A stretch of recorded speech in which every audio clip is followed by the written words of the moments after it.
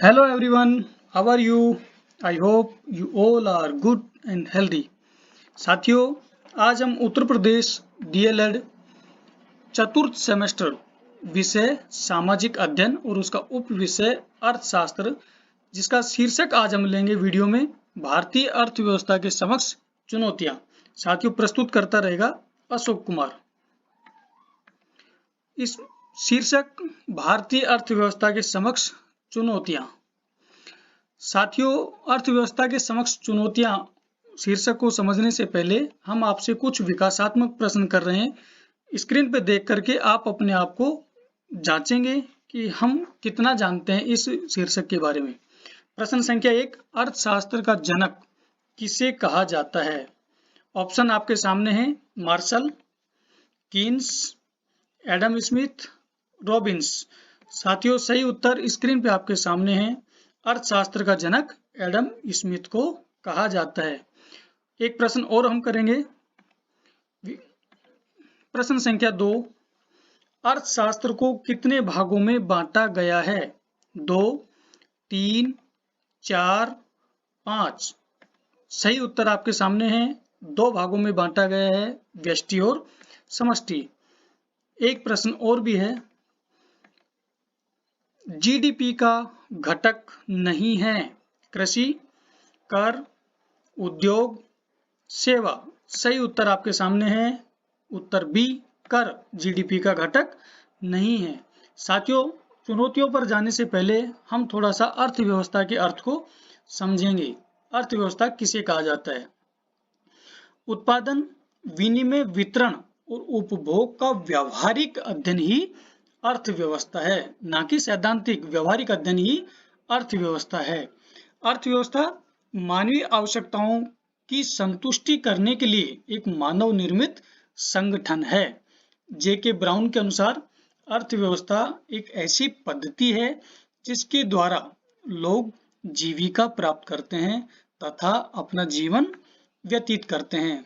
साथियों, हमने पिछली वीडियो में अर्थशास्त्र और अर्थव्यवस्था के अर्थ को भलीभांति समझ लिया था, तो इस वीडियो में हम इसको थोड़ा संक्षेप में ले रहे हैं। अर्थव्यवस्था के मुख्य रूप से 3 प्रकार की होती है। नंबर 1, पूंजीवादी अर्थव्यवस्था, समाजवादी अर्थव्यवस्था और मिश्रित अर्थव्यवस्था। अब हम चलते हैं अर्थव्यवस्था के समक्ष चुनौतियां, जो कि आज का हमारा शीर्षक है। साथियों, अर्थव्यवस्था को आगे बढ़ाने के लिए विशेषकर हमारे देश में कौन कौन सी चुनौतियां आ रही है, जिनकी वजह से हमारी राष्ट्रीय आय बहुत ज्यादा नहीं हो पा रही, हम विकसित की तरफ नहीं जा पा रहे हैं। तो क्या क्या चुनौतियां हैं, उन पर हम आज चर्चा करेंगे। नंबर 1, सबसे बड़ी जो चुनौती है वो है गरीबी। अब गरीबी क्या होती है, इसको हम समझने के लिए इसका अध्ययन कर रहे हैं। गरीबी वह स्थिति होती है जिसमें व्यक्ति जीवन निर्वाह हेतु न्यूनतम आवश्यकताओं को भी पूरा नहीं कर पाता है। अर्थात धन संपदा के अभाव को गरीबी या निर्धनता कहा जाता है। जब व्यक्ति जिंदा रहने के लिए रोटी, कपड़ा और मकान जैसी आवश्यकताओं को भी पूरा नहीं कर पाता है, तो वह क्या होता है? गरीब। थोड़ा सा और इसके बारे में मैं बताना चाहूंगा कि गरीबी कहीं ना कहीं कुपोषण को जन्म देती है, जिसके परिणाम स्वरूप जन स्वास्थ्य अत्यधिक प्रभावित होता है, जिससे व्यक्ति की क्षमता में क्या आती है? गिरावट, और जो सभी दृष्टिकोण से अर्थव्यवस्था को प्रभावित करती है। और यही कारण है कि हमारे बजट में आज भी गरीबी निवारण कार्यक्रमों पर अधिक बल दिया जा रहा है। जैसे स्वास्थ्य की सुविधाएं मुहैया सरकार करा रही है, जिनसे हमारा भारत देश एक स्वस्थ एवं खुशहाल बन सके। कुल मिलाकर हम चुनौतियों की बात करें कि गरीबी आज भी भारतीय अर्थव्यवस्था के समक्ष एक चुनौती बनी हुई है। दूसरा बिंदु हम लेते हैं, जनसंख्या वृद्धि। साथियों, भली भांति आप इस बिंदु को पढ़ते हुए आ रहे हैं। फिर हम इस पर चर्चा करते हैं कि जनसंख्या वृद्धि से तात्पर्य किसी क्षेत्र में, ध्यान देने की बात है, किसी क्षेत्र में समय की किसी निश्चित अवधि के दौरान बसे हुए लोगों की संख्या में परिवर्तन से है। निश्चित स्तर के बाद निश्चित क्षेत्र पर लोगों की अधिक संख्या भी आर्थिक विकास में बाधक है। जनसंख्या वृद्धि को इसमें हमने बताया कि जो सीमित क्षेत्र है, निश्चित क्षेत्र है, उस पर लोगों की आवश्यकता से अधिक संख्या का हो जाना ही जनसंख्या वृद्धि कहलाई। जनसंख्या वृद्धि हमारे देश की एक गंभीर समस्या है, जो कि जनसंख्या तथा आर्थिक विकास में परस्पर घनिष्ठ संबंध है। किसी देश का आर्थिक विकास प्राकृतिक संसाधनों तथा जनसंख्या के आकार, बनावट तथा कार्य क्षमता पर निर्भर करता है। जनसंख्या की दृष्टि से भारत विश्व में चीन के बाद कौन से नंबर पर है? दूसरे नंबर पर, लेकिन क्षेत्रफल में 7वें नंबर पे है। कहने का आशय है कि जनसंख्या वृद्धि से संसाधनों का ह्रास सर्वाधिक गंभीर है। इसकी बढ़ती हुई आबादी ने अर्थव्यवस्था के आर्थिक विकास में मार्ग को अवरुद्ध कर रखा है। दूसरा हम कहना चाहें कि जनसंख्या वृद्धि से बेरोजगारी की संख्या निरंतर बढ़ती गई। बेरोजगारी कहीं न कहीं युवाओं में असंतोष का कारण बन रहा है, जिसके परिणाम स्वरूप समाज में कई प्रकार की हिंसक व अनैतिक घटनाओं का प्रसार बढ़ता जा रहा है। जनसंख्या वृद्धि से खाद्य समस्या का सामना करना पड़ रहा है। कई और भी समस्याएं हैं, जैसे प्रति व्यक्ति आय का निम्न होना, गरीबी, आवास की समस्या, महंगाई, शहरी समस्याओं का बढ़ना आदि। भारतीय अर्थव्यवस्थाओं को इन सब समस्याओं से जूझना पड़ रहा है। अगले बिंदु पे हम चलते हैं।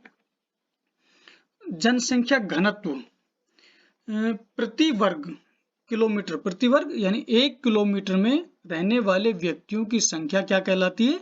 जनसंख्या घनत्व। और इसको निकालने का सूत्र है जनसंख्या घनत्व बराबर जनसंख्या बटे क्षेत्रफल।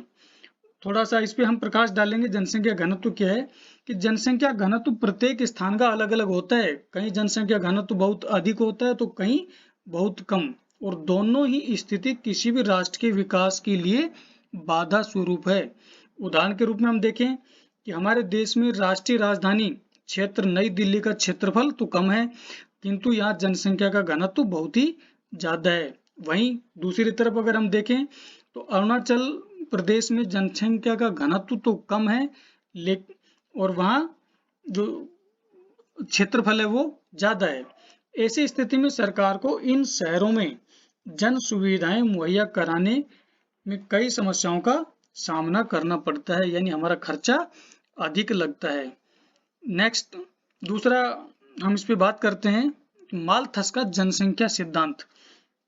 साथियों, प्रसिद्ध अर्थशास्त्री मालथस ने पहले ही चेतावनी दे दी थी और कि जनसंख्या को आत्म संयम अर्थात कृत्रिम संसाधनों द्वारा नियंत्रित नहीं किया गया तो प्रकृति अपने क्रूर हाथों से बढ़ती हुई जनसंख्या को नियंत्रित कर सकती है। क्योंकि इन्होंने बहुत पहले ही इसका अंदाजा लगा लिया था कि खाद्य सामग्री तो अंकगणितीय दर से बढ़ रही है तथा जनसंख्या है वो ज्यामितीय दर से बढ़ रही है, जिससे बजट का एक बड़ा भाग आपदा प्रबंधन के लिए भी रखना पड़ सकता है। अगला बिंदु इसमें हम बात करते हैं बेरोजगारी। साथियों, जैसा कि नाम से स्पष्ट है कि मौजूदा दौर में हमारे समक्ष सबसे बड़ी चुनौती भारतीय युवाओं को रोजगार उपलब्ध कराने के लिए बेरोजगारी और अर्ध बेरोजगारी भारत की सबसे गहन समस्या है। इससे कई अन्य समस्या उत्पन्न हो जाती है। कहने का आशय बेरोजगारी का ही परिणाम क्या है? गरीबी है, निरक्षरता है, स्वास्थ्य तथा अन्य समस्याएं हैं। बेरोजगारी वह दशा है जिसमें कमाने की तो क्षमता है, इच्छा है, फिर भी उसको वैतनिक काम नहीं मिल पाता। और ये बेरोजगारी कई तरीके की होती है, छिपी हुई बेरोजगारी, मौसमी बेरोजगारी आदि होती है कि परिवार में एक व्यक्ति तो काम कर रहा है और जो अन्य व्यक्ति है वो उनकी आमदनी को ही उपयोग में ले रहे हैं।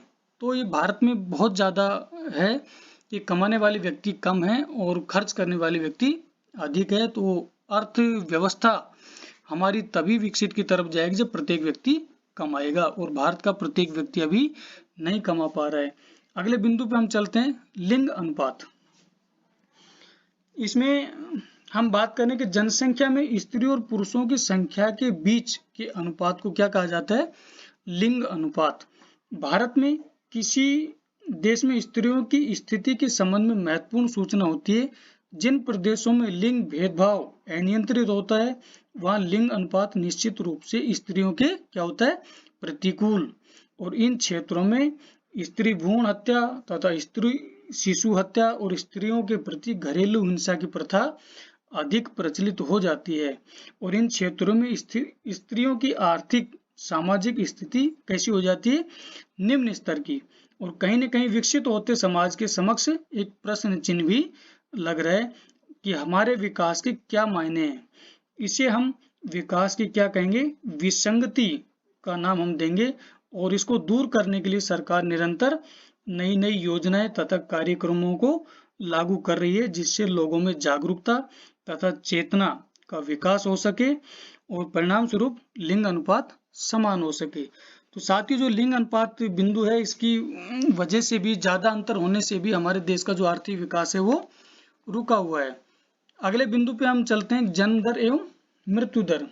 अगर जन्म दर की हम बात करें तो प्रति 1000 पर जन्म लेने वाले शिशुओं की संख्या का अनुपात क्या कहलाता है, जन्म दर। और इसको निकालने के लिए सूत्र है, किसी वर्ष में पंजीकृत जीवित बच्चों की संख्या में उनमें जन्मे कुल बच्चों की संख्या का भाग दे दिया जाए और उसको 1000 से गुणा कर दिया जाए तो जन्म दर निकल आती है। दूसरा, अगर हम बात करें मृत्यु दर की, कि इसको कैसे निकाला जाता है, तो किसी वर्ष में मृत बच्चों की संख्या में उस वर्ष जीवित जन्मे कुल बच्चों की संख्या का भाग दे दिया जाए और उसको 1000 से गुणा कर दिया जाए तो क्या निकल आएगा, मृत्यु दर। तो हमारे देश का में जो जन्म दर और मृत्यु दर है, इसका भी काफी डिफरेंस है, जो कि दोनों ही घातक है, अर्थव्यवस्था को नीचे लाने में इनका योगदान है। तो हमें इसको भी संतुलन में लेके आना होगा। और अगले बिंदु पर हम चलते हैं, साक्षरता दर। ये भी एक महत्वपूर्ण बिंदु है जो कि अर्थव्यवस्था के समक्ष चुनौती है। किसी देश में साक्षर जनसंख्या का अनुपात उसके सामाजिक और आर्थिक विकास का सूचक होता है, क्योंकि इसमें रहन सहन के स्तर, महिलाओं की सामाजिक स्थिति, शैक्षणिक सुविधाओं की उपलब्धता तथा सरकार की नीतियों का पता चलता है। आर्थिक विकास का स्तर साक्षरता का कारण एवं परिणाम दोनों ही है। और भारत में साक्षरता दर 7 वर्ष से अधिक आयु वाले जनसंख्या के उस प्रतिशत को सूचित करता है जो पढ़ लिख तो सकता है और जिसमें समझ के साथ अंक गणितीय परिकलन करने की योग्यता होती है। किसी भी देश के लिए शिक्षित व जागरूक नागरिक उसका महत्वपूर्ण मानव संसाधन होता है। अगर आंकड़ों की हम बात करें तो 2001 की जनगणना के अनुसार 75.3% तो पुरुष साक्षरता और 64.6% महिला साक्षरता रही। साथियों, इन आंकड़ों से हमें पता चलता है कि हमारे देश की जो साक्षरता दर का जो अंतर है वो भी काफी है, जो कि अर्थव्यवस्था के समक्ष एक चुनौती है। इसके बाद हम नेक्स्ट पॉइंट पर चलते हैं, संयुक्त परिवार। साथियों, आप सोच रहे होंगे कि संयुक्त परिवार अर्थव्यवस्था के समक्ष कैसे चुनौती है। तो इसको हम इस तरीके से ले सकते हैं कि जो संयुक्त परिवार है उसमें इनकम करने वाले या कमाने वाले व्यक्ति तो कम होते हैं और उनकी आड़ में खर्च करने वाले व्यक्ति या खाने वाले व्यक्ति अधिक होते हैं, क्योंकि उनके कंधों पर जिम्मेदारी नहीं होती है। तो अर्थव्यवस्था जब तक आगे नहीं बढ़ेगी, विकसित की तरफ हम जब तक नहीं जाएंगे, तब जब तक प्रत्येक व्यक्ति इनकम नहीं करेगा। और अगर परिवार विघटन हो तो कंधों पर जिम्मेदारी आती है, प्रत्येक व्यक्ति कमाने की राह पर चलता है और जब व्यक्ति कमाएंगे तो राष्ट्रीय आय बढ़ेगी, प्रति व्यक्ति आय बढ़ेगी और जब राष्ट्रीय आय बढ़ेगी तो निश्चित ही हमारी अर्थव्यवस्था मजबूत होगी। तो हम कह सकते हैं कि अर्थव्यवस्था के समक्ष संयुक्त परिवार भी एक चुनौती का रूप ले रखा है। इसके बाद हम बात करते हैं कच्चे ईंधन का आयात। बहुत ही अच्छा बिंदु है ये कि हमारे देश में कच्चे ईंधन का अभाव है और कच्चा ईंधन अगर हम विदेशों से आयात करते हैं तो बदले में उनको पूंजी देनी होती है, जो कि हमारे देश से पूंजी बाहर चली जाती है और हमारी राष्ट्रीय आय नहीं बढ़ पाती है। तो ये भी एक बड़ी समस्या है। अगले बिंदु पर हम चलें, तकनीकी संसाधनों का अभाव। हमारे यहाँ कृषि को हम देखें या उद्योग धंधों को देखें तो इन कार्यों में लागत तो हमारी अधिक लगती है और उससे प्रोडक्शन उत्पादन कम होता है, यानी हमारा खर्चा तो अधिक लग जाता है और उत्पादन कम हो पाता है, जिससे हमारी राष्ट्रीय आय तेजी से नहीं बढ़ पाती है। आगे हम बात करते हैं राष्ट्रीय आय का कम होना। साथियों, अब तक जितने भी बिंदुओं पर हमने चर्चा की है, राष्ट्रीय आय को कम करने के पीछे इन सब का हाथ है। और हमारी राष्ट्रीय आय जब तक नहीं बढ़ेगी तब तक हमारे देश का आर्थिक विकास बहुत अच्छे तरीके से नहीं माना जाएगा, देश तेजी से आगे नहीं बढ़ेगा। और इसी के समतुल्य बिंदु है प्रति व्यक्ति आय का कम होना। निश्चित तौर पर हम कह सकते हैं, जब राष्ट्रीय आय कम रहेगी तो प्रति व्यक्ति आय अपने आप ही कम रहेगी। अगर प्रति व्यक्ति आय बढ़ जाती है तो हम कह सकते हैं निश्चित रूप से राष्ट्रीय आय भी बढ़ेगी। तो हमें इन दोनों बिंदुओं पर काम करने की आवश्यकता है। हमें प्रति व्यक्ति आय को बढ़ाना है, और जैसे ही हमारी प्रति व्यक्ति आय बढ़ेगी तो निश्चित तौर पर हमारी राष्ट्रीय आय भी बढ़ेगी। और प्रति व्यक्ति आय और राष्ट्रीय आय जब दोनों ही बढ़ेंगी तो निश्चित ही हम विकसित की श्रेणी की तरफ बढ़ेंगे। तो साथियों, ये हमारा आज का था भारतीय अर्थव्यवस्था के समक्ष चुनौतियां। अब मुझे उम्मीद है कि जो वीडियो में आपने सीखा है उससे आपकी समझ बनी हुई होगी, और आप अपने आप को जांचें। आपके समक्ष 2 या 3 प्रश्न हम करेंगे। प्रश्न संख्या 1, भारत में जनगणना की शुरुआत कब हुई थी? ऑप्शन आपके सामने स्क्रीन पर है। 1870 में, 1872 में, 1874 में और 1876 में। सही उत्तर आपके समक्ष हैं। सही उत्तर बी है, 1872 में लॉर्ड मेयो के कार्यकाल में जनगणना की शुरुआत हुई थी। प्रश्न संख्या 2, विकास की दृष्टि से भारत एक देश है, विकसित, अल्पविकसित, विकासशील, उपरोक्त में से कोई नहीं। सही उत्तर आपके समक्ष है, उत्तर सी, विकासशील। 1006 से $12,235 के बीच हम हैं। अंतिम प्रश्न, अर्थव्यवस्था के क्षेत्रों को विभाजित किया गया है 2, 3, 4, 5 और सही उत्तर आपके समक्ष है, ऑप्शन डी, उत्तर डी, 5। साथियों, इसमें मैं बताना चाहूंगा कि आपके डीएलएड पाठ्यक्रम तक अर्थव्यवस्था को 3 ही भागों में विभाजित किया गया है, प्राथमिक, द्वितीयक और तृतीयक। लेकिन उच्च शिक्षा की तरफ हम जाते हैं तो अर्थव्यवस्था को 5 भागों में विभाजित किया गया था। अगर ऑप्शन 5 नहीं आता है तो आप सही उत्तर 3 को भी मान सकते हैं। तो थैंक यू। मुझे उम्मीद है कि आज की जो वीडियो है वो आपको अच्छी लगी होगी। निश्चित रूप से जो अर्थव्यवस्था के समक्ष चुनौतियों पर हमने चर्चा की है वो आपको अच्छे से समझ में आई होगी। और नेक्स्ट वीडियो इकोनॉमिक्स के पोर्शन से संबंधित हम लेकर के आएंगे, जिसको आप देखेंगे। और ज़्यादा से ज़्यादा इसको लाइक करें, कमेंट करें और शेयर करें। पुनः सभी का धन्यवाद।